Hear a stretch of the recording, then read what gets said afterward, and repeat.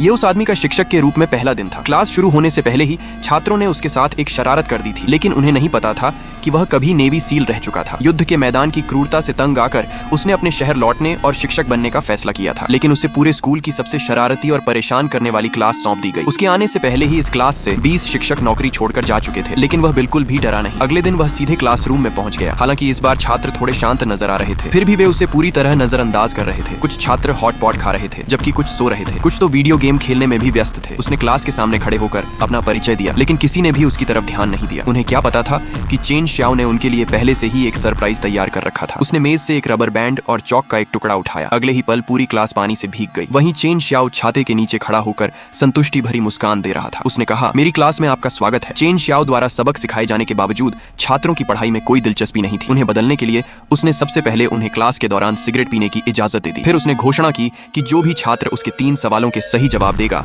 वह तुरंत क्लास से बाहर जा सकता है। उसने एक छात्र से सिगरेट का पैकेट निकालने को कहा। फिर उसने पूछा कि तंबाकू किस चीज से बना होता है। चेन श्याओ के पीछे बैठा जेम्पसन अपना हाथ खड़ा कर देता है। चेन श्याओ को हैरानी हुई क्योंकि जेम्पसन ने उसके हर सवाल का सही जवाब दे दिया। इसके बाद वह सभी की ईर्ष्यापूर्ण नजरों के बीच क्लास से बाहर चला गया। यह देखकर पूरी क्लास तुरंत उत्साहित हो गई और हर कोई अगला छात्र बनकर बाहर जाना चाहता था, लेकिन प्रिंसिपल दूर से यह सब देख रहा था। वह साफ तौर पर इस बात से नाराज था, लेकिन चेन श्याओ को इसकी कोई परवाह नहीं थी। वह अपने अनोखे तरीके से पढ़ाना जारी रखता है। वह धीरे धीरे छात्रों को तंबाकू में मौजूद चीजों और धूम्रपान से होने वाले स्वास्थ्य संबंधी खतरों के बारे में समझाने लगा। धीरे धीरे छात्रों को उसकी क्लास पसंद आने लगी, लेकिन यह अच्छा समय ज्यादा देर तक नहीं चला। जल्द ही चेन श्याओ को खबर मिली कि उसकी क्लास के 5 छात्रों को लड़ाई करने के कारण स्कूल से निकाल दिया गया है। वह तुरंत घटनास्थल पर पहुंच गया। वहां उसने देखा कि उसके 5 छात्र ऑनर्स क्लास के छात्रों के साथ बुरी तरह लड़ रहे थे। चेन श्याओ ने तुरंत बीच में आकर लड़ाई रुकवाई और उनसे पूछा कि वे आखिर लड़ क्यों रहे थे। तभी एक छात्र गुस्से में चिल्लाया, मैं अपनी पत्नी को बताऊंगा। दूसरा छात्र भी गुस्से में उसे गालियां देते हुए बोला कि वह उसे फिर से बताएगा। चेन श्याओ ने तुरंत उन्हें रोकते हुए कहा, बस करो, मुझे इससे कोई फर्क नहीं पड़ता कि कौन है। जिसे लड़ना आता है वो लड़ सकता है, लेकिन इतनी बेकार की बातें मत करो। मुझे बताओ, आज की लड़ाई में सिर्फ हम 5 लोग ही क्यों शामिल थे? छात्र ने जवाब दिया, क्योंकि यह दुनिया बहुत अन्यायपूर्ण है। चेन श्याओ ने हैरानी से पूछा, तुमने क्या कहा? तब छात्रों ने बताया कि उन्हें सच्चाई का पता चल गया था। चेन श्याओ ने उनसे कहा, अगर तुम्हें लगता है कि यह दुनिया अन्यायपूर्ण है तो अब से इस स्कूल में और इन लड़कियों के सामने ऐसा कुछ करके दिखाओ जिससे दूसरों को पता चले कि तुम भी कुछ कर सकते हो। उस पल चेन श्याओ सिर्फ एक पूर्व विशेष बल का सैनिक नहीं रहा था जो हर समस्या को अपनी मुट्ठियों से हल कर सकता था। वह एक ऐसा शिक्षक बन चुका था